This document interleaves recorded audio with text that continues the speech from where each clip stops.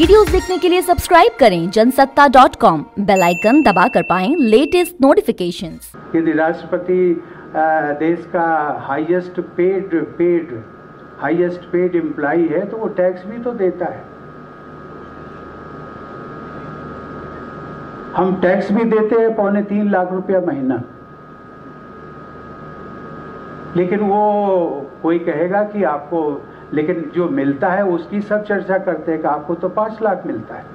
भारत के महामहिम राष्ट्रपति रामनाथ कोविंद ने इधर अपने गृह जनपद कानपुर में हर महीने 3.25 लाख रुपए का टैक्स चुकाने की बात क्या कही, उधर इंटरनेट पर भारत के राष्ट्रपति की सैलरी और टैक्स के डिटेल की खोज शुरू हो गई। हर कोई जानना चाहता था कि क्या वाकई देश के राष्ट्रपति को टैक्स चुकाना पड़ता है, और वो भी आमदनी का 55%। नमस्कार, जनसत्ता में आपका स्वागत है। और इससे पहले कि हम इस सवाल पर जवाब खोजना शुरू करें, आइए एक बार ध्यान से सुन लेते हैं कि महामहिम राष्ट्रपति ने आखिर कहा क्या। सरकार किसकी है? अरे जिसने टैक्स दिया है, जो टैक्स देता है।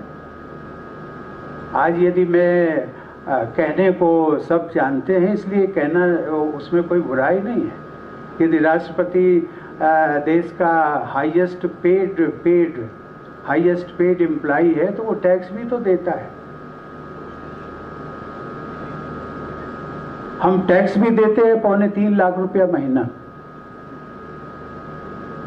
लेकिन वो कोई कहेगा कि आपको, लेकिन जो मिलता है उसकी सब चर्चा करते हैं कि आपको तो 5 लाख मिलता है। कि उसमें से हर महीने 3.25 लाख निकल जाता है, बचा कितना? और जितना बचा उससे अधिक तो हमारे अधिकारी और उन सबको मिलता है कि जो टीचर्स बैठी हुई है ना, टीचर्स, उन सबको सबसे ज्यादा मिलता है।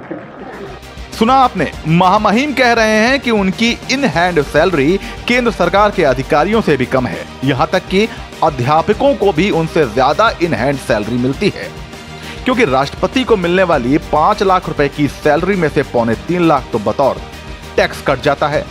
महामहिम इनडायरेक्ट टैक्स की बात कर रहे हैं या इनकम टैक्स जैसे डायरेक्ट टैक्स की, ये तो उन्होंने नहीं बताया। सरकारी वेबसाइटों पर उपलब्ध जानकारी के मुताबिक भारत के राष्ट्रपति को प्रति महीने 5 लाख रुपए का वेतन मिलता है, जो कि आयकर से मुक्त होता है। इसके अलावा राष्ट्रपति भवन के रूप में निःशुल्क आवास, आजीवन निःशुल्क चिकित्सा सुविधा, परिवार समेत यानी कि जीवन साथी समेत एक बख्तरबंद मर्सिडीज कार, और राष्ट्रपति के मेहमानों, सहायकों और उनके आवासीय परिसर के रखरखाव पर सरकार सालाना 2.25 करोड़ रुपए की रकम खर्च करती है, जबकि राष्ट्रपति के जीवन साथी को निजी सचिव के लिए 30,000 रुपए प्रति माह का भत्ता मिलता है।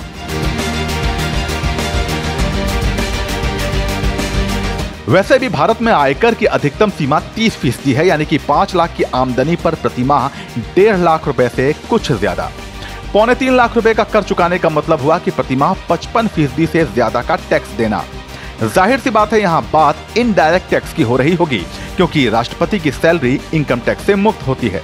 पद से हटने के बाद भी एक पूर्व राष्ट्रपति को हर महीने बतौर पेंशन 1.5 लाख रुपए की रकम मिलती है। इसके अलावा 60,000 रुपए सालाना स्टाफ के खर्च के लिए और उन जीवन साथी के सचिव के लिए 30,000 रुपए की रकम मिलती है। इसके अलावा हर पूर्व राष्ट्रपति को 2 लैंडलाइन और 2 मोबाइल फोन निःशुल्क मिलते हैं आजीवन, और एक सहयोगी के साथ आजीवन निःशुल्क हवाई और रेल यात्रा सरकार की तरफ से दी जाती है। ऐसे में सवाल उठता है कि महामहिम ने आखिर ये टैक्स चुकाने की बात कही क्यों? दरअसल वो लोगों को टैक्स जमा करने की अहमियत समझाना चाह रहे थे। ये जो टैक्स पेड हैं, आखिर इन्हीं से विकास होना है, तो नुकसान किसका होगा? नुकसान हमारा होगा, अपना आपका होगा। कहीं न कहीं धैर्य दे करके, कहीं न कहीं आवेश में, ये मैं राजनीति की बात नहीं करता हूँ, संवैधानिक पद पर हूँ, लेकिन मेरा किसी राजनीतिक दल से संवैधानिक पद पाने के बाद लगाव नहीं। मेरे लिए हर, चाहे वो कांग्रेस हो, बीजेपी हो, जेडीयू हो, समाजवादी हो, बीएसपी हो, हर राजनीतिक दल के और मुझे कभी कभी संतोष होता है कि शायद मेरे से जो दूसरे दलों के लोग हैं वो ज़्यादा आत्मीयता और प्यार करते हैं। ये बात तो साफ है कि भले ही देश में इनकम टैक्स अदा करने वालों की तादाद कम हो, मगर इनडायरेक्ट टैक्स तो हर नागरिक को चुकाना ही पड़ता है, फिर चाहे वो देश का प्रथम नागरिक ही क्यों ना हो। आप इस बारे में क्या सोचते हैं, हमें कमेंट सेक्शन में जरूर बताइए और ऐसे ही दिलचस्प खबरों के लिए बने रहिए जनसत्ता के साथ।